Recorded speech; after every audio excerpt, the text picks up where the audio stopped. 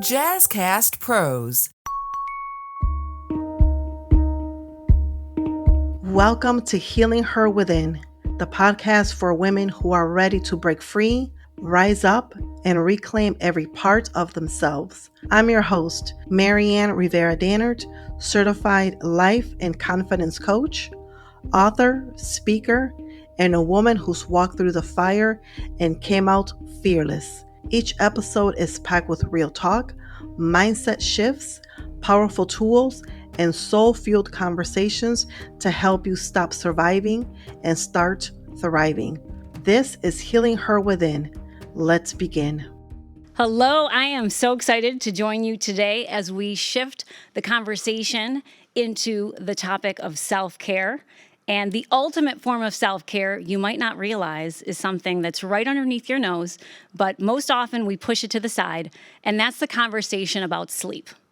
So my name is Soda Kuczkowski. I am a sleep health educator and a certified sleep coach. I have been in the industry for about 20 years. I have a company called Start With Sleep that provides programming and training for sleep health education and services. I have a brand called the Doze, which is all about sleep enhancing products. And I am the host of the Doze podcast, which is really about putting the science of sleep into actionable tips for your personal and your professional success. And I am joined today by Miss Maryann. Hello, everyone. So my name is Maryann Rivera-Dannert, and I am the creator and host of Healing Her Within podcast. So Soda, how do we get here today? How do we get to the point of restlessness? Well, when we're talking about success, right, generally we like to focus on being hyper-productive. We have normalized hyper-productivity. And what we've done is it's gotten to a point where resting feels unnatural. We have been introduced to hustle culture, and we feel that the more we hustle, that is the secret to success, right? But what it really is a barrier to sustainable success. Because when we're well rested, we show up as our best selves.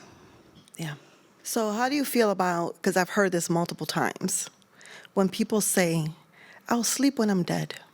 I hear that often. In my work, it doesn't surprise me because we have a lot of misconception as to what healthy sleep actually looks like.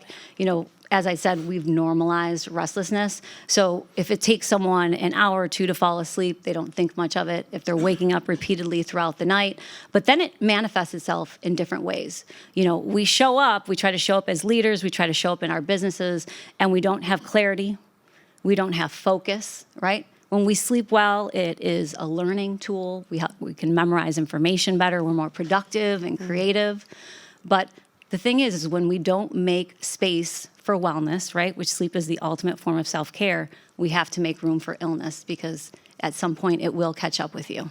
Right. So I tell them the new hustle is sleep, right? We need to reset our hustle and really rethink the way that we show up in the world. Yeah, that's so true. And sleep, when we're deprived of sleep, it causes so much more. And like you said, if we don't make time for sleep, you're making time for illnesses because stress, depression, body aches, and so much more happens. So where do you think this need came from? Like this society formalizing or making it the new norm of hustling? Well, for a long time, we felt that if we did more, that it showed our value. And I think as women, more so, we're always trying to prove ourselves, so the more that we can take on. And a lot of times, especially as women, we carry, no offense to the gentlemen in the audience, but we carry this invisible mental load, right? So not only are we trying to do for ourselves, we're often the caregivers, we're the partners, the spouses, mothers. We're taking on multiple roles. And the thing is we're often pouring from an empty cup, right? Yeah. And we are so programmed as nurturers to take care, like you said, of everyone else. And by the time that we're ready for that sleep, something else is happening and the next thing is happening. So why do high-achieving women especially struggle with rest, and how does that show up in their leadership? Well, I think it goes back to that value, right? We are always trying to prove our worth. So, maybe in the workplace, we're the first one to show up, we're the last one to leave. We feel guilty if we make space for our children or make space for our families. And we're constantly trying to put out this high output, but what it ends up being is very low alignment. And at some point, it comes to the point where we burn out. Yeah. So you've mentioned that this is something that we're accustomed to. Mm-hmm. Talk a little bit more about that. Like, where did that first start? What were the first signs that we started seeing this behavior and thought that, oh, this is what is expected of me, so I have to do it? Well, I think, as a culture, as women have moved into the workplace and we've taken on more roles, I think that, that speaks to it, because we are doing multiple things and holding multiple spaces. But the thing is, we haven't subtracted. So in a previous episode, that we listened to earlier, we were talking about the need to subtract things. And that's the thing. We continue to add, but nothing has been taken off of our plate. So as we move into the workplace, we're still caring at home. We're still making dinner. We're still handling all the shopping. We're doing all of these different things. And it doesn't allow us space to do everything. So it is a lot to take on. Yeah. And I think from a society standpoint also, it started way back during the wars. Women were traditionally at home while the men went out. But as deaths happened, divorce, more women were forced to go out into the workplace. And like you said, we're taking more on, but not subtracting. So what would you say are some good tips to get into some good sleep? When anyone ever asks me, like, what's your number one sleep tip? And there are some that I go to, light regulation being one of the most important. But even before that, good sleep really starts with prioritizing it. And what does that look like for you? In my work, I work with a lot of different demographics, but most specifically like first responders and protective services. And it's all about looking at what are the variables in your life. Everything from, what do you do for a living? What is your commute time? Are you a caregiver? Do you have a spouse at home? Do you have a second job? Like, everyone's life looks different. So prioritizing your sleep, what does that look like? Which leads me to something you and I had spoken about previously, because when it comes to our sleep and when it comes to our rest, it's something that we put off to the future. We're like, oh, I have a vacation in 66 days, or yes, my birthday's next month, so I'm getting a massage. But you recently took a trip and came to this revelation, yes, where sleep was kind of like prominent for you. Can you share a little bit about that? Yes. So back in July, I went on a plant medicine retreat, and so it was ayahuasca. And one of the things that I sat with after the first dose, I just kept on hearing spirits saying, rest, rest. And during the educational part of the retreat, I remember the shaman and the teachers saying that everyone purges differently. If you're not familiar with ayahuasca, there's a lot of purging. You could, go to the restroom, you could cry, you can sleep, you can shake. There's different things. And it was like, rest. I'm like, but I'm not tired. And I just kept on hearing rest. So I lay down. And have you ever gotten home, driven home, and you're like, how did I get here? Like, time just zooms by. That's what happened. When I opened up my eyes, it was past midnight. When we took the medicine, it was shortly after 6 p.m. So it was like six and a half hours just have passed. That entire week, I probably slept more than I had slept in the past month. And it wasn't a sleep, because sometimes we do oversleep and we wake up more tired. Mm-hmm. This was restful sleep. I felt more clear. Definitely clarity was there. Just so many downloads, things that I wanted to do personally in my life, things that I wanted to do in my business. It was just a lot of clarity. And I think that that's the thing when it comes to rest. Sometimes you can overdo it. You just want to be lazy. But sometimes your body, just listen to what your body's saying. Our intuition speaks very loudly, but we have been programmed to ignore that voice and to listen to what society has to say, what people in our circles have to say. Listen to your body. Your body will let you know how much sleep you need. And one of the things that has helped me figure out, because some, reports say you need 5 hours of sleep. You can succeed on that. Some say 7, some say 12. For me, I know what worked for me, but you as the expert, before I answer, how would you guide someone in figuring out how much sleep they need? Well, that's definitely a very individualized response. We don't want to sleep less than 6 hours per night because that's where we see the correlation between a number of negative factors. So higher risk for things like obesity, diabetes, cardiovascular disease. There's a whole long list I won't dive into, but 6 is what we don't want to get less of. But to your point about, sleeping more than you had and feeling re-energized in a better space of clarity. I spend my days speaking about physical rest, but people don't realize there's actually 7 different types of rest. So when it comes to physical rest, they're active and passive. Passive being napping and sleeping, active being stretching, yoga, maybe a floating spa or bath. But we also need mental rest, emotional rest, sensory rest, social rest, spiritual and creative. We need 7 different types of rest. And that intuition that you're talking about, we often think, one thing will fit it. If I get a massage, it'll fill all of these different cups, but it doesn't. Which is why when we get together with friends or family and we have good laughs, right, that fills our social cup. When we get together with our community, that fills our social cup. Spiritual rest, when we either attend service, or we volunteer, or we give back to our community, it fills our cup in different ways. But we've gotten away from learning how to listen to ourselves. But when we're well rested, that's how we show up as our best. It underscores everything that we want to do on a personal and a professional level. And that is so true, because when I was out in the jungle, there was no technology. There was no chores. We had people cooking for us every single day. There was no worries. We were just sitting with ourselves, and it was absolutely amazing, absolutely beautiful. So the way I figured out how many hours of sleep I need, this was a podcast that I heard years ago, was that pick a day, usually either Saturday or Sunday, that you don't have anything planned to do. So there's no alarms waking you up. The day before, go to sleep at your normal time. And in the morning when you wake up just naturally and figure out how many hours. So I did this about 3 different times, because the first time I did it, I think I slept for like 12 hours.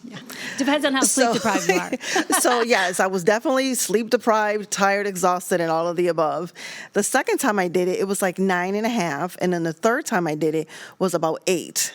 Now that I am a full-time entrepreneur, one of the things that I am very adamant about is not setting any meetings before 10 o'clock in the morning. That's not to say that I don't get up at 6, but I love my slow mornings. I get up to the sunlight, and now that fall is here, that, shifted from like 5:30, 6 o'clock to about 7 or so, but I'm not rushing to get out of bed. I typically sleep about 7 to 8 hours, and I can definitely feel it in my attitude, in my creativity, in my body, if I get less than that. Well, there's something called a chronotype. So you might have heard of like an early riser or a night owl. Yes. There's actually 4 variations of a chronotype. So when you're talking about connecting with nature, I always tell people, have you ever gone camping, right? When you go to sleep and you wake up, that's how you find your natural rhythm. But again, depending on how sleep deprived you are, you might clock some additional hours. But based on what your chronotype is actually the best time for you to do certain things. So I'm what's known as a bear chronotype. I follow a schedule of 11 to 7, but my daughter just started middle school, so now I'm on a 10 to 6. I had to shift it because she's starting school earlier, right? But we produce a hormone called melatonin at a certain time, and that's what tells us when to go to bed, but there's a number of external factors that can work against us in terms of that. We have our night owls, which are our wolves. They like to go to bed at like midnight or 1 o'clock. Ideally, they'd like to wake up at 10 o'clock, but guess what? They got to be up for work at 6, so it doesn't align, right? We have my early risers, which they like to go to bed. The example would be, a famous celebrity for it is like Mark Wahlberg. He goes to bed at 8 o'clock. He's getting up at 3:30 in the morning. My middle brother's just like that. He's followed that schedule his entire life. He likes to be, and then the opposite people marry each other. And then we have our dolphins, which are about 10% of the population. And these are my insomniacs. If you know anything about dolphins, they sleep with half their brain awake, and they're all over the place. But these are the people where if they stay up till 3 o'clock in the morning, they think the solution is to go to bed at 8 o'clock the next day because you can catch up on sleep.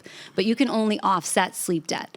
The best way to reset your circadian rhythm and to stay in sync is to be consistent about it. Like if you stay up, go to bed at the same time within a 3-day period. But to go back to the point that you had asked about your best sleep tip, because people are always looking to buy something. Right. And again, I always tell people it is not about addition, it's about subtraction.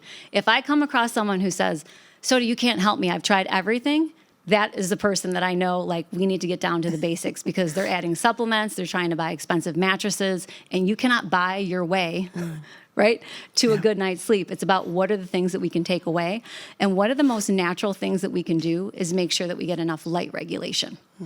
So first thing in the morning, 10 to 15 minutes of morning light, right? Yeah. We produce a hormone called serotonin, and if we produce that in the morning, in the evening, we produce the hormone melatonin, which beyond better belief, people think it helps them fall asleep. It actually helps you regulate your sleep-wake cycle. So it doesn't actually initiate sleep. It keeps you asleep.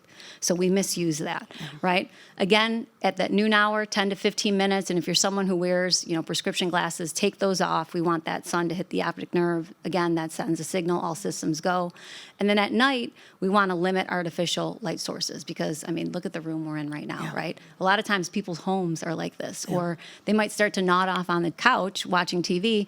They go to the bathroom, it's the brightest light in their home, it's where they brush their teeth, right? And we've sent signals to our brain that it's time to be awake, that instant signal. So we want to limit. We want all lights after the sun sets to be an amber or red hue, because again, that will help our body release melatonin so that we'll sleep much better.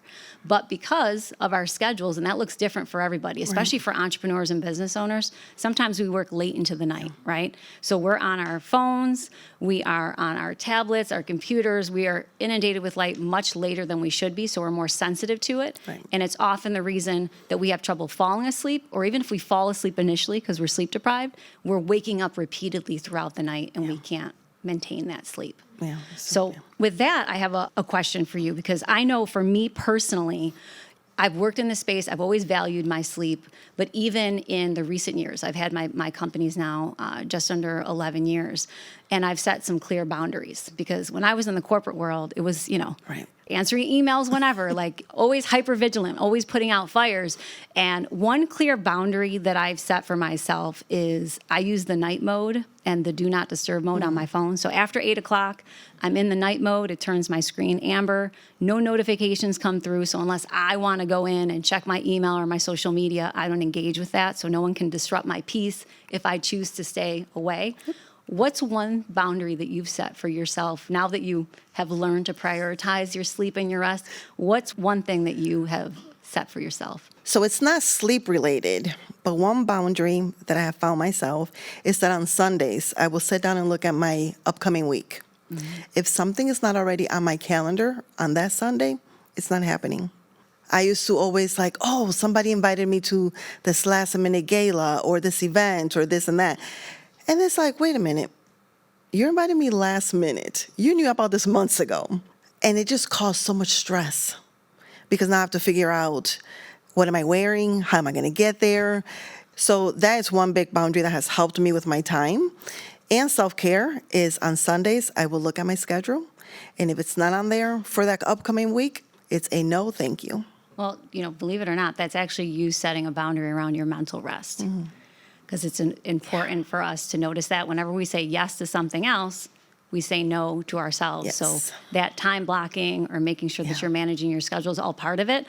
Because believe it or not, rest and sleep are not interchangeable. Mm-hmm. Rest is the bridge between good and bad sleep, which is why we have such a hard time managing our stress response and our stress management, because we think about either winding down, right before bed, an hour before bed, we're like, oh, I know I had this crazy day or I had this crazy week, but in this 30 minutes, I'm going to make it all go away so that I can get my solid 8 hours.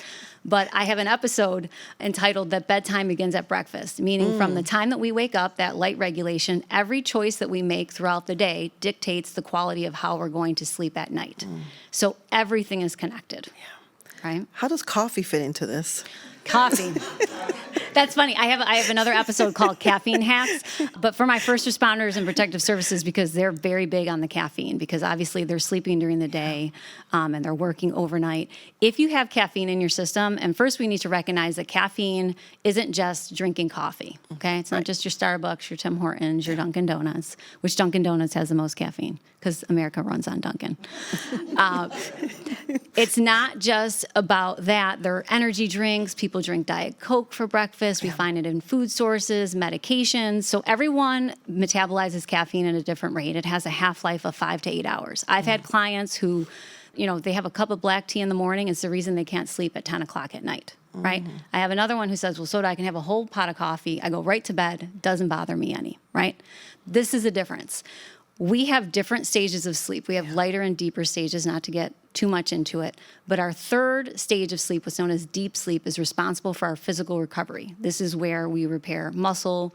This is where our glucose levels are regulated. This is also where our immune response. If we do not get enough deep sleep, we're more likely to get sick and we're less likely to actually recover. So when we have caffeine in our system, it reduces it by 20%. Wow. But that is not to say that if you have an espresso or a cappuccino fix, that you cannot do something about it. So there's a study that came out that showed that if you incorporate broccoli into your dinner, or if you were to get a broccoli extract, it actually helps you to metabolize it faster. Oh. And then there are like 10 other things, but you can listen to the Doze podcast for that. But yes, there are things that you can do to offset. I don't like to say hacks, but there are definitely things that science supports that will get you to a place, because in the work that I do, I'm very mindful about helping people create intentional shifts with the life that they lead, because one of the issues that we have with sleep is that there's so many generalizations, right? You want to sleep in a dark, cool environment. Absolutely. Why? Because temperature, right? Our core body temperature drops about a degree or two. If there's a fluctuation, we wake up, right? Caffeine, light regulation. There's so many tips that are out there, but people don't understand the science of it. And then if they try it, they're quick to dismiss it because they say, you know what, it doesn't fit into my life, right? So it's about applying everything, whether it be a tip, whether it be a tool, in the right way, intentionally to the life that you lead. Yeah, I love that. So quick question for you, something that you spoke about earlier, the 4 different types of individuals that we are. Chronotypes. How do we figure that out?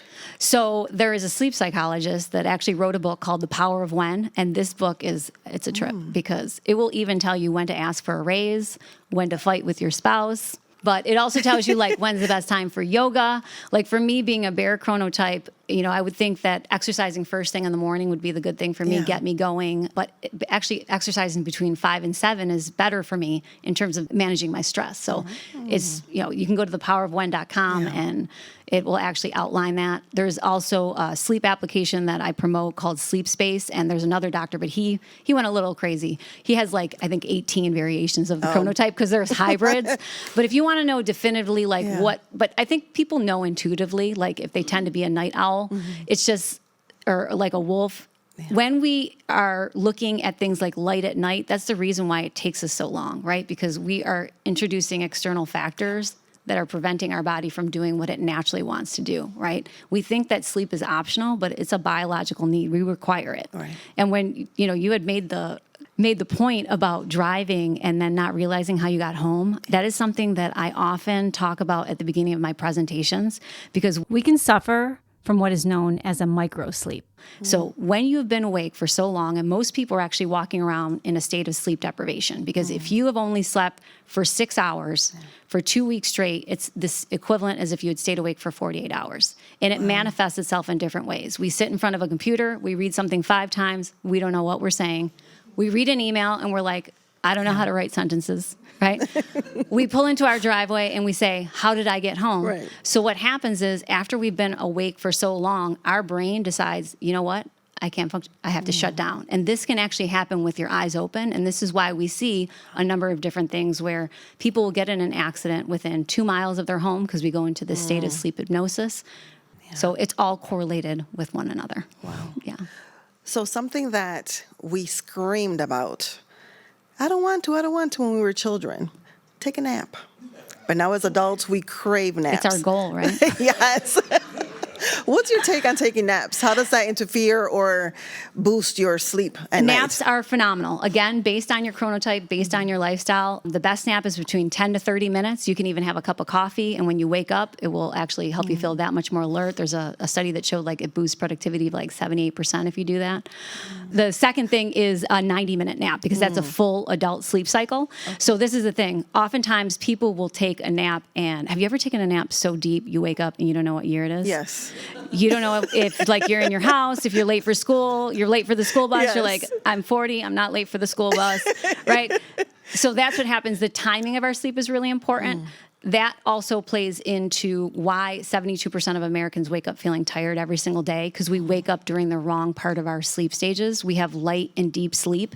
And I don't know about you, but a lot of people will actually set their alarm with like the most piercing, annoying thing they can find. The best thing for our brains is like a transient, like a sound that gets a little bit louder, because that effect can stay with us up to 4 to 6 hours later. So it's important to set the tone. There are applications that you can use that will do the science for that on you, or do the math on it, I should say, where it'll learn your sleep patterns and learn an algorithm. They're called smart alarms, and it'll wake you up, and it has like a variation between 10 to 15 minutes. Okay. So you could get 8 hours of sleep, and if you wake up during your deep stage, you feel totally unrested, unenergized. You can get 4 hours and actually feel your best if you hit the right stage. So, but that's a whole other conversation. Yeah. What about snoozing? Is snoozing good for you? So there's one chronotype, the wolf, the night owl, that can snooze. Generally, it's not recommended more than once or twice. And I did do an episode on snoozing, so you can look that up as well. Because I know we have limited time. We're going to be wrapping it up. But, you know, there is a time and place for it. The thing that I don't want to see, that I see often in a lot of my presentations, is, and I always find one where it's like, they set it for every 5 minutes for 90 minutes. And that's like a full sleep cycle. So for like the full sleep cycle, you're disrupting yourself. You're just like, Or, you know, I have people who have a really hard time waking up, so they have like multiple alarms. If that's happening to you, then my suggestion is to perhaps see a sleep specialist, because there are 90 classified sleep disorders. People don't realize how much there is. Wow. We know about sleep apnea, which is, you know, people think about snoring and it's not necessarily snoring. But there are certain sleep disorders where there's excessive sleepiness. They're considered wakefulness disorders. They're neurological in nature. But we're like, well, Soda, I can sleep for like 15 hours. So I'm a champion sleeper, right? Or people who say, well, you know, I fell asleep during your podcast episode today, so I'm a champion. I can sleep anywhere, anytime. And I'm like, those are extreme ends of the spectrum. We don't want to see that. Right. Okay. So you want to make sure that you have a healthy sleep pattern. And through all of my episodes, I pose a number of questions so that you can pinpoint exactly what that looks like, and if not, how to get to the right place. Awesome. Every Wednesday, you can tune in to the Doze podcast on the JazzCast Pros Network. Yes, and Healing Her, new episodes every Friday. Thank you for tuning in to today's episode. If you enjoyed today's conversation, please leave us a 5-star review and share with a friend or two. If you aren't already following us on social media, please connect with me on LinkedIn at Maryann Rivera Dannert, or visit our website, MaryannRiveraDannert.com. I will catch you next week with a brand new episode, and remember that you are a priority and you matter.